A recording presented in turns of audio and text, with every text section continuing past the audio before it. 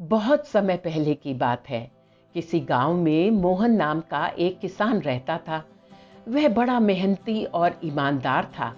अपने अच्छे व्यवहार के कारण दूर दूर तक लोग उसे जानते थे और उसकी प्रशंसा भी करते थे। पर एक दिन जब देर शाम वह खेतों से काम करके अपने घर लौट रहा था, तभी रास्ते में उसने कुछ लोगों को बातें करते सुना। वे उसी के बारे में ही बात कर रहे थे। मोहन अपनी प्रशंसा सुनने के लिए उन्हें बिना कुछ बताए धीरे धीरे उनके पीछे चलने लगा।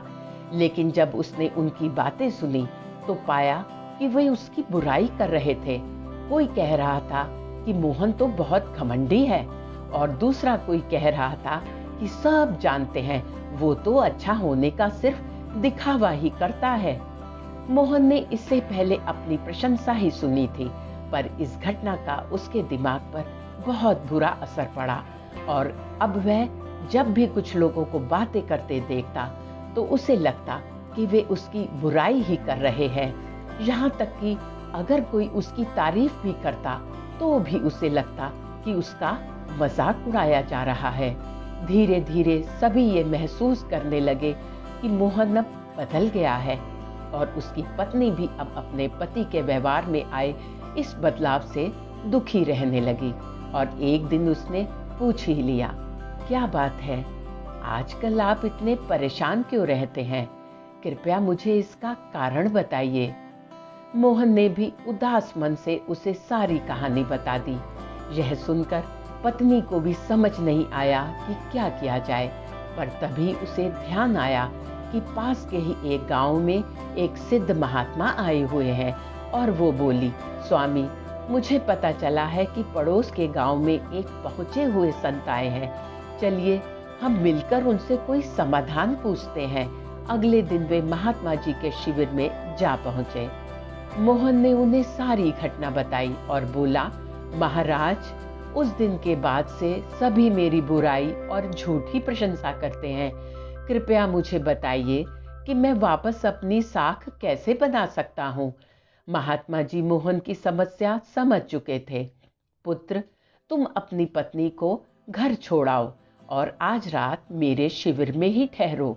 महात्मा जी कुछ सोचते हुए बोले। मोहन ने भी ऐसा ही किया, पर जब रात में सोने का समय हुआ तो अचानक ही मेढकों के टर टर की आवाजें आने लगी। मोहन बोला, ये क्या महाराज, यहाँ इतना कोलाहल क्यों है? पुत्र, पीछे एक तालाब है। रात के वक्त उसमें मौजूद मेढक अपना राग अलापने लगते हैं, पर ऐसे में तो कोई यहाँ सो भी नहीं सकता। मोहन ने चिंता जताई। हाँ बेटा, पर तुम ही बताओ, हम कर ही क्या सकते हैं? हो सके तो तुम ही हमारी कुछ मदद कर दो। महात्मा जी बोले। यह सुनकर मोहन बोला, ठीक है महाराज, इतना शोर सुन के लगता है इन मेढकों की संख्या हजारों में होगी। मैं कल ही गांव से 50-60 मजदूरों को लेकर आता हूँ और इन्हें पकड़कर दूर नदी में छोड़ आता हूँ। और अगले दिन मोहन सुबह सुबह मजदूरों के साथ वहां आ पहुंचा। महात्मा जी भी वहीं खड़े खड़े सब कुछ देख रहे थे। तालाब ज्यादा बड़ा नहीं था। 8-10 मजदूरों ने चारों ओर से जाल डाला और मेढकों को पकड़ने लगे।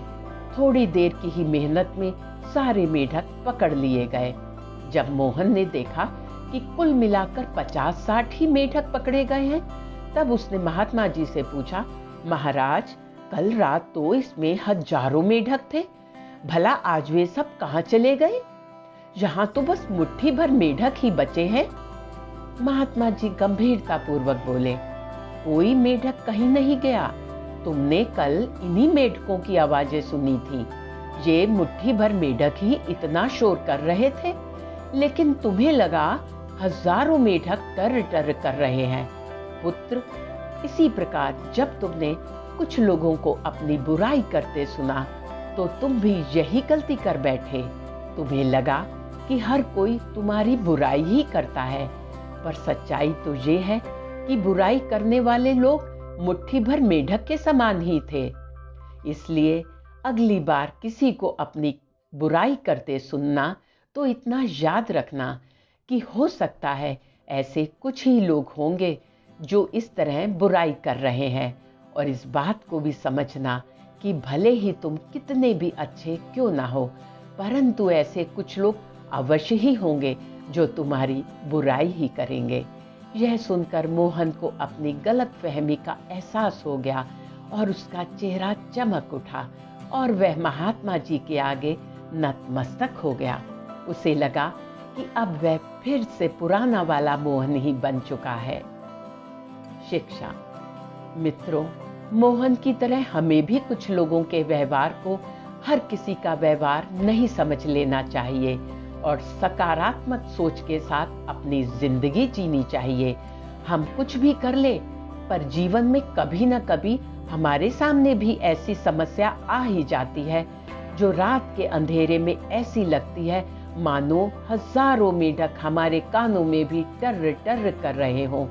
पर जब दिन के उजाले में हम उसका समाधान करने का प्रयास करते हैं तो वही समस्या हमें छोटी लगने लगती है।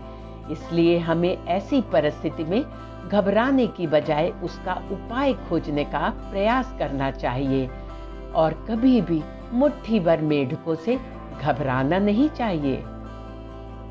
साथियों, आशा है ये शिक्षाप्रद कहानी आपको पसंद आई होगी। इस कहानी पर आपकी क्या राय है, हमें कमेंट बॉक्स में लिखकर जरूर बताएं। कहानी पसंद आई हो तो लाइक करना बिल्कुल भी ना भूलें। अगर आप इस चैनल पर नए हैं तो इसे सब्सक्राइब भी अवश्य ही करिए। कहानी सुनने के लिए आपका धन्यवाद। स्वस्थ रहिए, व्यस्त रहिए और हमेशा मुस्कुराते रहिए।